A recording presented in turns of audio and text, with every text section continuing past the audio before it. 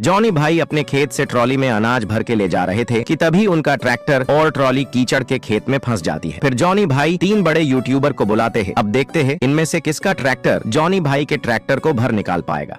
Number 1 पर साहिल मलिक का tractor.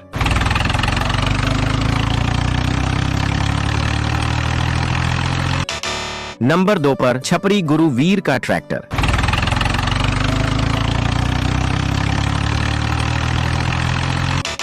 Number 3 पर निशु भाई का ट्रैक्टर। ये ट्रैक्टर देखने से पहले अगर आप निशु भाई के सच्चे फैन हैं तो हमारे YouTube चैनल को सब्सक्राइब कर दो।